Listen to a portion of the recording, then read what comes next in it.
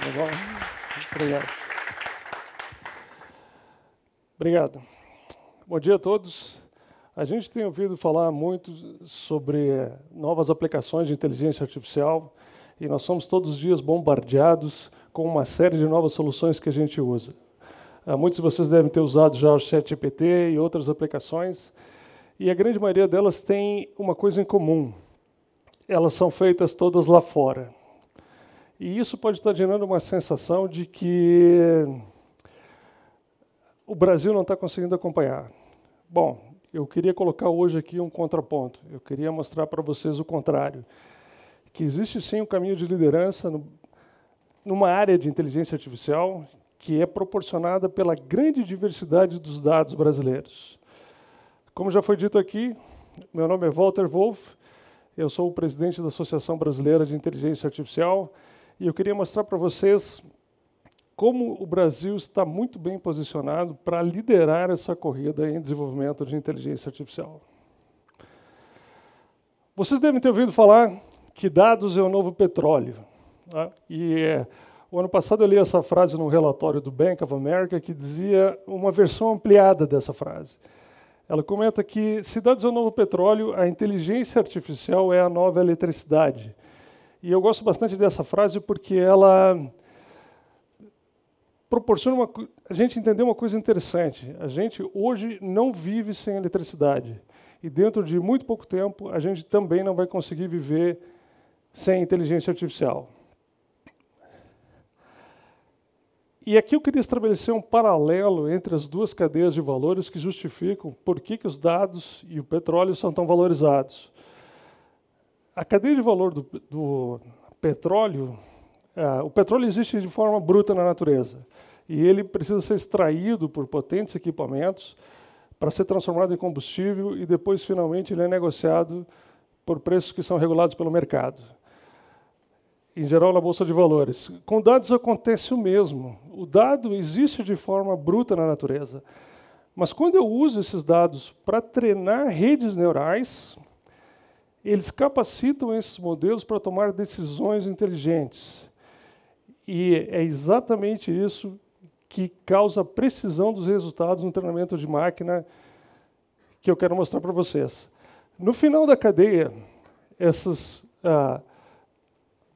dois elementos convergem para uma aplicação que gera um benefício para o usuário final. Nesse caso, nós estamos falando aqui de um carro autônomo, por exemplo, que consegue dirigir sozinho por meio de inteligência artificial, que tem o combustível para se locomover e que também dirige de forma segura pelas ruas da cidade, porque nós temos no fim da cadeia uma regulação que permite que a inteligência artificial funcione da maneira mais confiável possível. O grande beneficiário, no fim das contas, é o usuário dono do veículo. E isso me leva ao seguinte ponto de reflexão. Existem países, regiões, que fundamentam a sua economia na exportação do petróleo. Existem países que fundamentam a sua economia no desenvolvimento de tecnologia. E existem países que têm uma escala que são usuários dessas tecnologias, numa escala tal que eles regulam, que eles afetam o preço e o custo dessas soluções. Com a inteligência artificial acontece o mesmo. Os países da América do Norte desenvolveram os grandes modelos fundacionais que a gente trabalha hoje. A grande maioria deles são em inglês. A Europa saiu na frente no quesito regulatório, propondo os fundamentos do que vai vir a ser a regulação de inteligência artificial para o mundo todo. Recentemente, a gente teve a aprovação do marco regulatório na Europa. E os países da Ásia, eles têm uma escala onde eles usam e desenvolvem aplicações de inteligência artificial de uma maneira que acelera muito o avanço dessa tecnologia no mundo todo. E aí você pode estar se perguntando, mas e o Brasil nessa equação? Bom, eu quero mostrar aqui para vocês hoje, através de casos práticos e reais, que o Brasil é o verdadeiro líder no mundo quando o assunto é quantidade, qualidade, mas principalmente a diversidade dos dados, porque são esses elementos que, usados no treinamento de máquina, causam a precisão dos resultados que a gente espera. O Brasil tem uma infinidade grande de fontes com muitos dados disponíveis, seja na área da saúde, seja na área do jurídico, seja na área do meio ambiente, seja na área de logística, na área de energia. Eu vou citar alguns exemplos para vocês aqui, mas existem muitos outros dados que, se eu fosse falar todos, não iam caber no tempo dessa apresentação. Por exemplo, na área da saúde, o SUS tem 200 milhões de vidas monitoradas. 80% delas dependem exclusivamente desse sistema. O Conect SUS, o aplicativo do SUS, já tem 36 milhões de downloads. E o SUS tem 32 mil unidades básicas de saúde que fazem milhares de cirurgias por dia. Então, vocês imaginem a quantidade e a qualidade desses dados que o SUS trabalha. Mas o mais importante aqui é a diversidade genética dessa base de dados. Porque, olha só, nessa base de dados do SUS a gente tem os povos originários do Norte, a gente tem os quilombolas do Nordeste, a gente tem os colonos europeus do Sul. Por exemplo, a minha família lá na cidade de Juí, meus antepassados vieram da Áustria, assim como eu sei que muitos antepassados de vocês aqui na cidade de Lages, pelo que eu pude observar desde que eu cheguei. Então, essa diversidade genética é muito rica e ela afeta muito a precisão de máquina. Vamos pegar outro exemplo, no jurídico. O Brasil tramita por ano entre 80 e 100 milhões de processos, que são tratados por cerca de 1,3 milhões de advogados. Para vocês terem uma ideia, esse é o mesmo número de advogados dos Estados Unidos. Em termos de diversidade, estamos falando de 20%, 80% pequenas causas de justiça comum. Falando de meio ambiente, segundo dados do Instituto Nacional de Pesquisa Espacial, o ano passado o Brasil teve 9 mil quilômetros de queimadas na Amazônia. Queimadas espontâneas, são aquelas queimadas que você realmente não sabe como tratar, que foram distribuídos em 22 mil focos de incêndio. Então, olha só, essas queimadas são 68% das queimadas que tem no Brasil inteiro. Eu podia estar falando aqui de outras fontes de dados, como o IBGE, como o SEBRAE, como o Observatório do Trânsito, PIX, para vocês terem uma ideia como o Brasil é muito rico nessa base de dados. Mas o meu ponto aqui é, se eu consigo desenvolver uma solução de inteligência artificial treinada nessa base de dados para resolver os desafios brasileiros, o caso do incêndio, por exemplo, o caso da saúde ou o caso do jurídico, esse aplicativo treinado nessa base de dados para resolver esse desafio, ele é tão bem preparado que ele pode resolver desafios no mundo inteiro. E essa é a posição onde nós estamos realmente posicionados para liderar aqui. Eu quero citar 3 exemplos aqui. Primeiro, na área da saúde, então. Eu li essa notícia da Secretaria da Saúde o ano passado. O SUS fez 33 anos e aqui eles comentam que somente no Distrito Federal o SUS realizou 70 mil cirurgias ambulatoriais. Então vocês imaginem o tempo que leva desde a triagem até finalmente o procedimento no ambulatório. Aqui é um lugar que a inteligência artificial pode ajudar muito a agilizar esse processo. E eu queria trazer para vocês aqui um caso de uma empresa de Florianópolis, que faz parte da base da Associação Brasileira de Inteligência Artificial, que desenvolveu uma solução que, treinada nessa base, chegou numa precisão altíssima. Eu queria compartilhar aqui dados de um piloto que eles fizeram na cidade de Tarumã, no interior de São Paulo, uma cidade de 15 mil habitantes, onde eles aplicaram em pacientes de doença cardíaca e obtiveram laudos que ficavam prontos em 5 minutos, com uma precisão de 90%. Evidentemente, esse laudo, depois de emitido pela máquina, ele era confirmado por um médico que atendia remotamente. Mas o mais interessante é que esse ganho de eficiência que essa empresa trouxe nesse piloto reduziu os custos em 30%. E o que é mais importante aqui? O mais importante é que houve uma redução no número de mortes, e aqui estou falando do número de mortes por doenças não transmissíveis, porque estamos falando de doenças cardíacas, de 45%. Esse caso é particularmente interessante porque doenças cardíacas, o tempo é crítico. Se você consegue agilizar isso por meio da inteligência artificial, você consegue salvar uma vida. E foi o que eles quiseram. Essa empresa, eles foram referência na área da saúde no ano passado no estudo de Harvard. Então, vocês notem que a inteligência artificial desenvolvida no Brasil já começa a ganhar destaque lá fora. Esse é um caso. Citando um caso na área do jurídico. Eu li essa notícia do relatório da Justiça também, no ano passado, onde um combinado de soluções de inteligência artificial reduziram o tempo de análise de um processo de 44 minutos para 5 segundos. Então, vocês imaginem, a justiça brasileira custa, no Brasil, entre 50 e 100 bilhões de reais por ano. Qualquer segundo que eu ganho nesse processo representa muito dinheiro.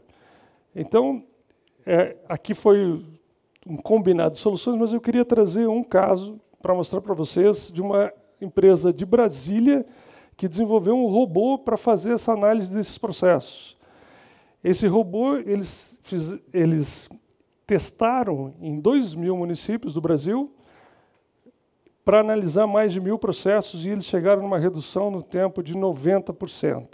Então, vocês imaginem o ganho de eficiência que isso vai trazer para o jurídico quando uma solução dessa estiver implementada no Brasil inteiro. Mas não para por aí. A inteligência artificial pode prever a sentença do juiz. Ela pode prever se esse juiz vai fazer um acordo, ela pode inclusive dizer a média de acordo que esse juiz vai fazer. Então, vocês imaginem que essas soluções implementadas em larga escala vão realmente gerar uma verdadeira democratização do acesso à justiça do brasileiro. Citando um caso de meio ambiente. Esse é um relatório da ONU que diz que até 2100 o número de incêndios espontâneos vão aumentar em 100%. Vocês já ouviram falar no caso da Califórnia, no caso da Austrália, e eu citei agora o caso da Amazônia. Realmente, esse relatório cita que isso vai ser um grande desafio para os governos, e ele sugere que os governos adotem uma estratégia baseada em sistemas de dados e monitoramento científico das florestas. Então, eu queria citar um caso aqui, um caso que eu acho super interessante, de uma empresa aqui de Lages, que desenvolveu uma solução para previsão de incêndios florestais, que é uma das mais precisas do mundo.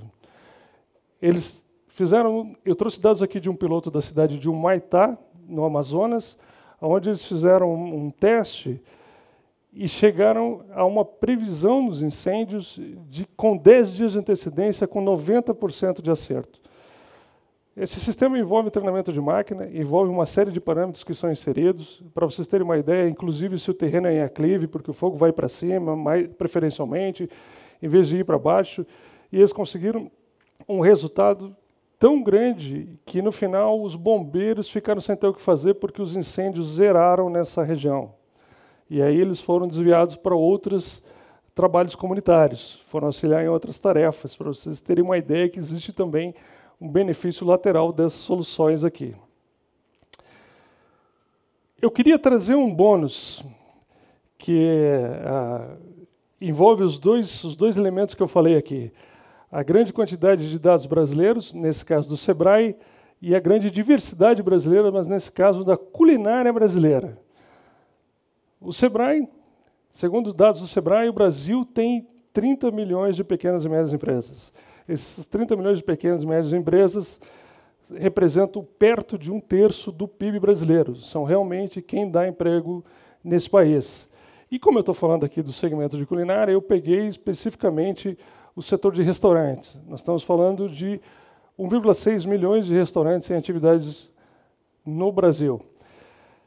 Essa empresa fez o seguinte, ela criou uma solução para esses restaurantes que endereça os dois principais desafios do empreendedor desse segmento. O dono do restaurante não tem tempo, ele tem que cuidar do seu negócio, tem que cuidar do seu crescimento, e em alguns casos ele é o cozinheiro, ele tem que cuidar da cozinha também. Então ele não tem tempo para postar o cardápio, o menu, ou pratos novos que ele desenvolveu nas suas redes sociais, que é o que realmente movimenta o restaurante aqui.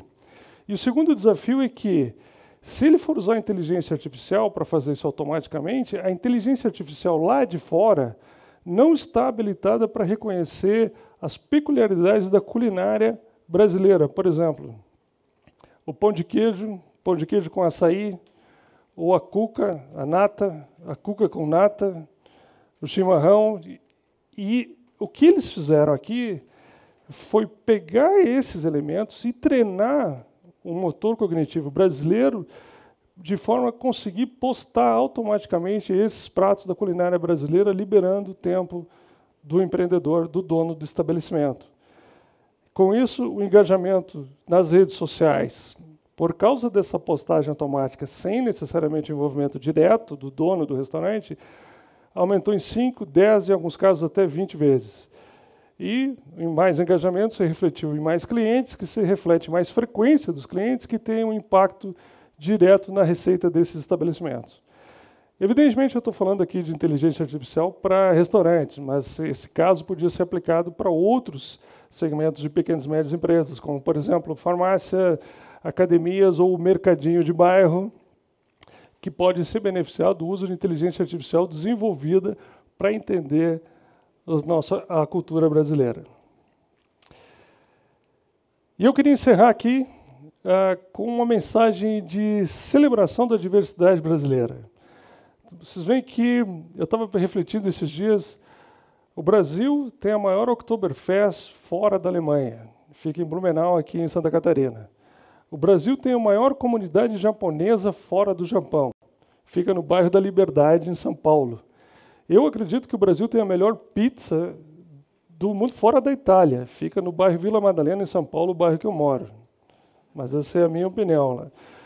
O Brasil tem a maior biodiversidade em um único país. Estudos indicam que o Brasil tem 4 milhões de espécies. Então, vocês imaginem, sabendo usar a grande quantidade de dados disponíveis que nós temos e com a diversidade cultural brasileira, o Brasil vai, sim, contribuir muito para o avanço da inteligência artificial em todo o mundo. Obrigado.